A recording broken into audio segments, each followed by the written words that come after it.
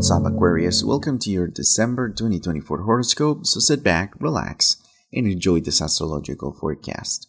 Aquarius, December is going to start off feeling a bit slow, so don't stress if things aren't moving as fast as you like. Here is what's coming up. Mercury still retrograde will keep messing with your social life and goals until mid-month.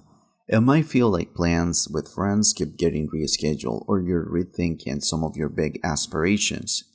Mars will go retrograde on December 6 in your relationship zone, which can bring a bit of tension or make you reevaluate your closest connections. Jupiter squares Saturn on December 24th.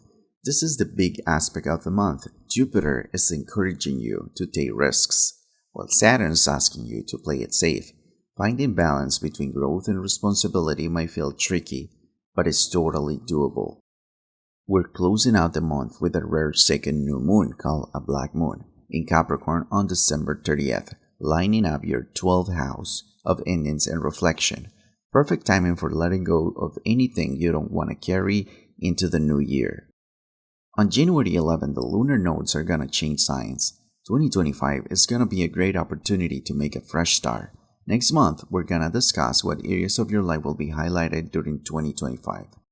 We're gonna start breaking down the aspects of this month of December 2024, but first, if you like a personal reading, go to davidosorio.co or visit the link in the description of this video. The new moon in Sagittarius on December 1st falls in your 11th house, which represents friendships, social networks, hopes, dreams, and long-term goals.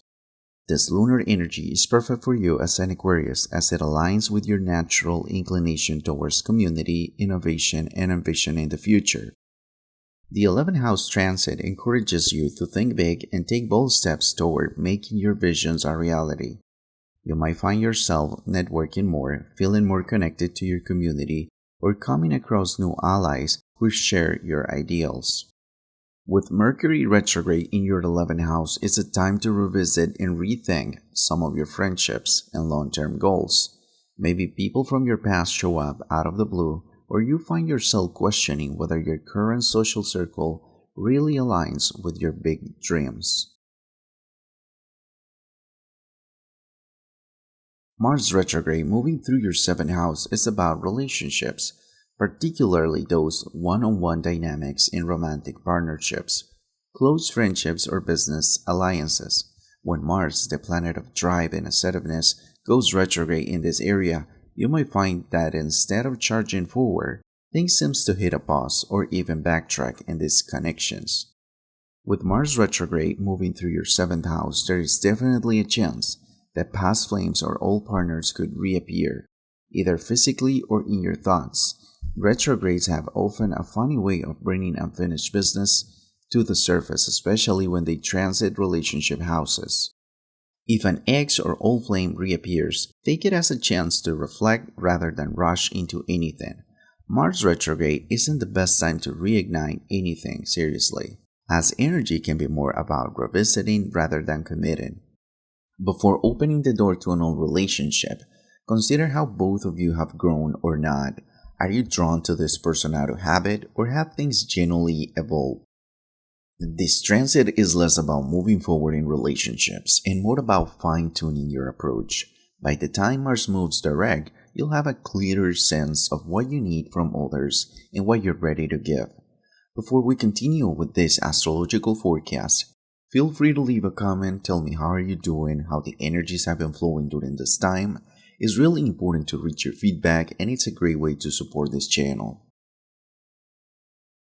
On December 7th, Venus enters Aquarius, transiting your 1st house. With Venus here, you may feel more attractive, confident, and open to connecting with others on a deeper level. You're likely to experience a boost in your social life, where meeting new people or reconnecting with friends feels easy and enjoyable. Romantic prospects could come your way without even trying, as Venus in your 1st house enhances your charm and appeal. Plus, this transit gives you a natural glow and attractiveness that others will find hard to ignore. Venus conjunct Pluto in your 1st house, with Venus, planet of love, beauty, and attraction, joining Pluto, planet of transformation, intensity, and depth. In your first house, you're stepping into a powerful self-reinvention moment. This is all about glow up on a soul level. You might find yourself drawn to make deeper changes in how you present yourself, shifting both your outer look and your inner vibe.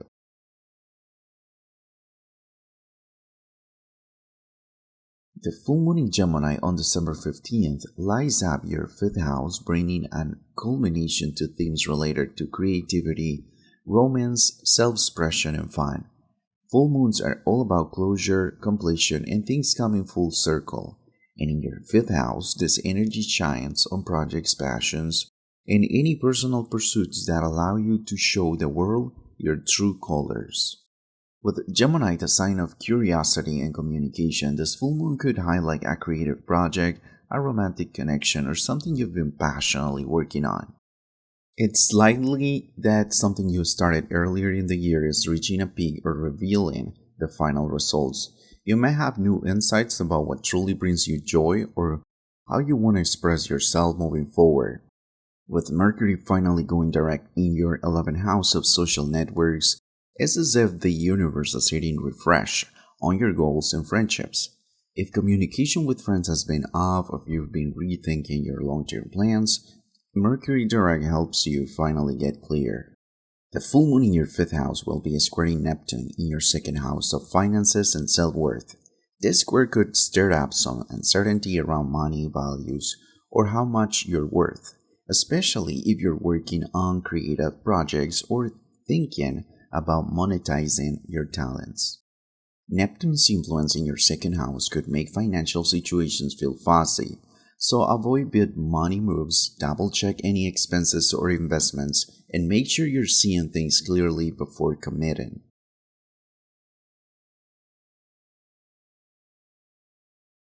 On December 24, we have the most important aspect of the month. Jupiter in Gemini squares Saturn in Pisces. First, we're gonna discuss how this aspect is gonna affect the collective. When Jupiter in Gemini squares Saturn in Pisces, it creates a big of a push-pull energy in the air. Globally, this is like a cosmic tug-of-war between big ideas and cautious realism. Here is the vibe in a nutshell.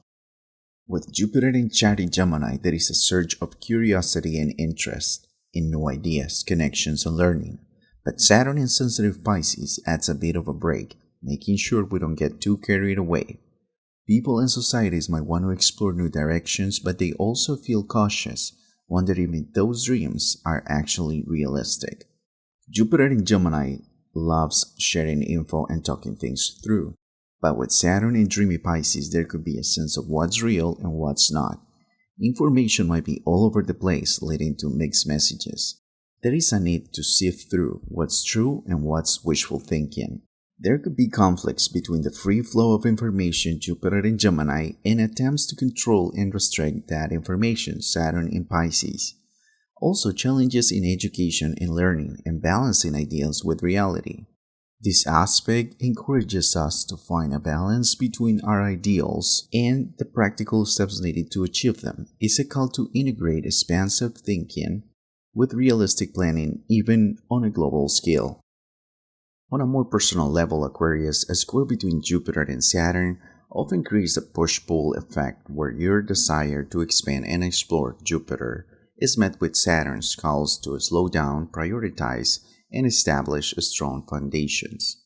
In this case, your fun, creative, or romantic pursuits may face practical obstacles or limitations. For example, a creative project might require more funding or time than you initially expected, or you may feel a stretch between pursuing a passion and keeping your finances in check.